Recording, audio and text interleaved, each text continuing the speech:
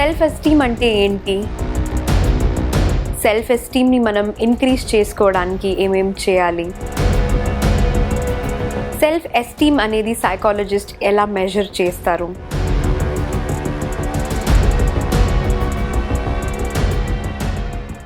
అందరికీ నమస్కారం. నేను రమోనా, కౌన్సిలింగ్ సైకాలజిస్ట్. ఈరోజు మనం మాట్లాడుకునే టాపిక్ అంటే సెల్ఫ్ ఎస్టీమ్, ఆత్మగౌరవం. సెల్ఫ్ ఎస్టీమ్ అంటే ఏంటి? సెల్ఫ్ ఎస్టీమ్ని మనం ఇంక్రీజ్ చేసుకోవడానికి ఏమేం చేయాలి? సెల్ఫ్ ఎస్టీమ్ అనేది సైకాలజిస్ట్ ఎలా మెజర్ చేస్తారు?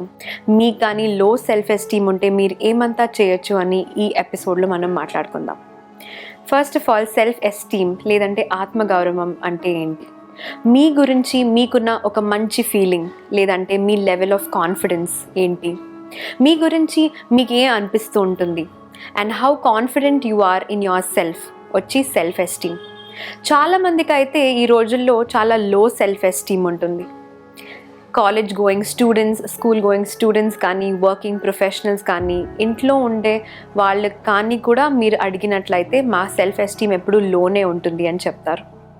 దీనికి రీజన్స్ ఏమంతా ఉంటుందా అని మేము రీసెర్చ్ చేసి చూసినప్పుడైతే, ఫస్ట్ రీజన్ టీనేజర్స్లో ద వే వీ లుక్, మేము ఎలా ఉండాం చూడ్డానికి, వాళ్ళ స్కిన్ కలర్ కానీ, వాళ్ళ హైట్ కానీ, వాళ్ళ వెయిట్ని బట్టి కానీ వాళ్ళు సెల్ఫ్ ఎస్టీమ్ మెజర్ చేసుకుంటూ ఉంటారు.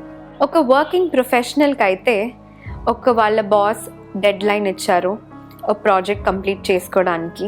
వాళ్ళు సబ్మిట్ చేసిన తర్వాత వాళ్ళ బాస్ అప్రిషియేట్ చేసినప్పుడు వాళ్ళ సెల్ఫ్ ఎస్టీమ్ ఇంక్రీజ్ అవుతుంది. అదే వాళ్ళ బాస్ అందరి ముందు, వాళ్ళ కొలీగ్స్ ముందు, నీ వర్క్ బాగాలేదు కానీ నువ్వు బాగా పర్ఫామ్ చేయట్లేదు, నిన్ను పనిలోంచి తీసేస్తామన్నప్పుడు వాళ్ళ సెల్ఫ్ ఎస్టీమ్ లేదంటే సెల్ఫ్ కాన్ఫిడెన్స్ అలానే తక్కువ అవుతూ వస్తుంది.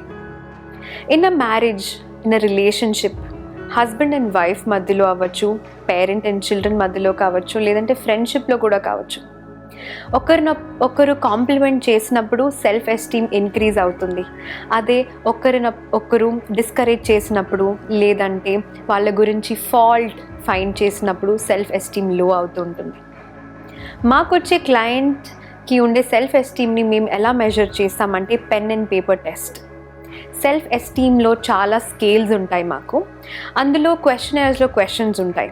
వాళ్ళ క్వశ్చనర్ని చదివి దానికి రేటింగ్ ఉంటుంది. For example 0.1 to 5. దానంతా మేము క్యాల్కులేట్ చేసి ఒక మేజర్ స్కోర్ వచ్చినప్పుడు మేము చెప్పగలుగుతాం క్లయింట్స్కి, మీకు యావరేజ్ లెవెల్ సెల్ఫ్ ఎస్టీమ్ ఉంది, హై సెల్ఫ్ ఎస్టీమ్ లేదంటే low self esteem. A normal range of self esteem high self esteem ఉన్నట్లయితే ఓకే. లో సెల్ఫ్ ఎస్టీమ్ ఉన్న క్లయింట్స్కి లేదంటే స్టూడెంట్స్కి మేము ఏం చెప్తామంటే, work on your self esteem. దాని గురించి కొన్ని టిప్స్ చెప్తాను. సెల్ఫ్ ఎస్టీమ్ని మీరు ఎలా ఇంక్రీజ్ చేసుకోవచ్చు అంటే, ఫస్ట్ వచ్చి సెల్ఫ్ లవ్. మిమ్మల్ని మీరు ప్రేమించాలి, మిమ్మల్ని మీరు ఎలా ఉన్నారో అలా యాక్సెప్ట్ చేసుకోవాలి. అండ్ మీ సెల్ఫ్ కాన్ఫిడెన్స్ని మీరు బిల్డ్ చేసుకోవాలి. ఇంకొకటి వచ్చి సేయింగ్ నో. ఎవరైనా ఏమైనా పనికి మిమ్మల్ని ఫోర్స్ చేసినప్పుడు you should have the capability to tell a no. తర్వాత టేక్ ఫీడ్బ్యాక్. మీ పేరెంట్స్ నుంచి కానీ, ఫ్రెండ్స్ ఆర్ కొలీగ్స్ నుంచి మీరు ఫీడ్బ్యాక్ తీసుకొని కన్స్ట్రక్టివ్గా, నెగిటివ్గా కాకుండా పాజిటివ్గా ఫీడ్బ్యాక్ తీసుకొని మీ మీద మీరు వర్క్ చేసుకున్నప్పుడు సెల్ఫ్ ఎస్టీమ్ ఆటోమేటిక్గా ఇంక్రీజ్ అవుతుంది.